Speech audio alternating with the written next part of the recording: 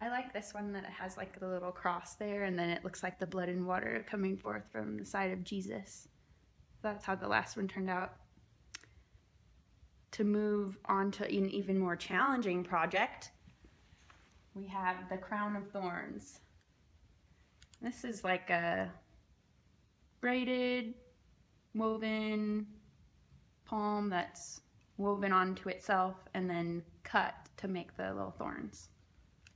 So this is the probably the most advanced of the three that we're showing? Yes. And the most time consuming. So you have a pile of palms here. How do you decide which palms work best for this project? Palms that are still connected is what you need. And if they are kind of this even width all the way up is ideal. And mine are a little thicker and thinner, but we're gonna work with it. So I'm gonna take off the spiny parts. I love that ripping sound, it's so nice. And then rip it not all the way down to the bottom. We still want to be connected at the bottom. Get off our spiny pieces.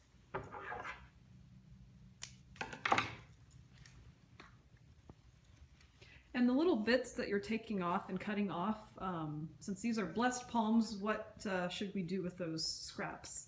Burn them or bury them, or you can bring them back to the church before the next year's Ash Wednesday. So now I'm kind of just with my thumb making in the middle of the palm, separating it into two. And I'll do that to this side as well.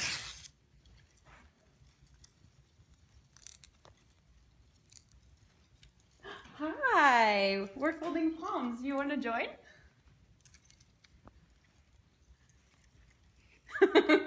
I don't want to be in the video, she says. So here I'm just folding it across the other palms, one piece across the other, and then when you get to that I don't have any more to fold over, then I'll fold it underneath. So it goes under the one and over the other. And I like to just have like two and go over with my thumb and under. Is this very similar to braiding? When you have 3 strips to braid, this one you have 4. Yeah, I think so. And then with my thumbs and fingers, I'm kind of tightening any gaps so it's nice and smooth. Not big gaps like that would be a gap that I would want to tighten up. So then this part is a little time consuming.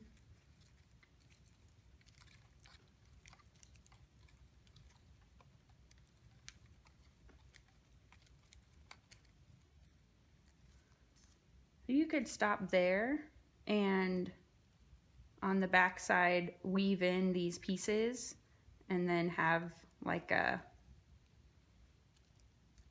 piece to put behind a picture or a crucifix. Or you can turn it into the crown of thorns by making a loop, a circle here, that you're gonna weave these pieces into these pieces. And this part is time consuming as well. I'm gonna break this apart. So now you're breaking the base of the palm where it was all connected, you're breaking it into the small strips? Mm-hmm. And I'm trying to hold it all together still with my finger and thumb. What happens if you let go? It gets kind of loose and is messy, but that's okay. I'm gonna cut some of these. Cutting them shorter just to make it easier to work with? Yeah.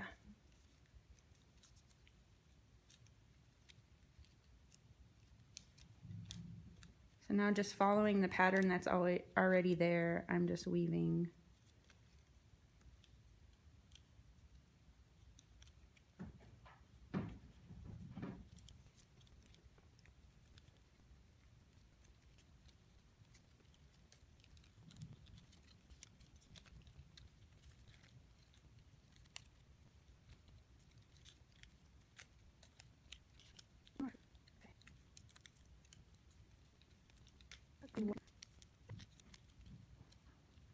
Okay.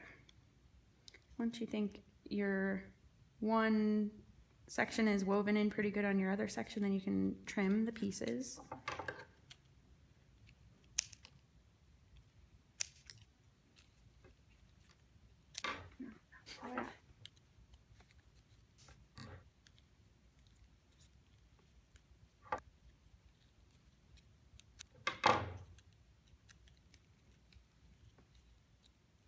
that is the start of our crown of thorns.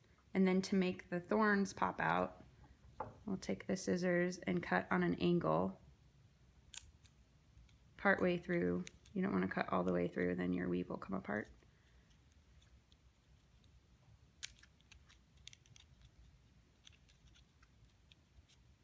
And do you cut only on the outside of the crown, or can you also cut from the inside to make thorns?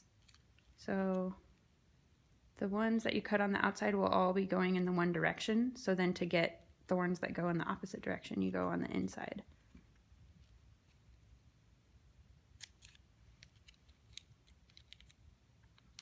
And I don't think that looks very good right there.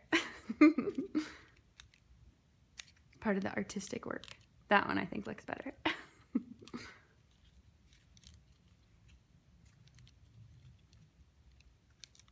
Same box.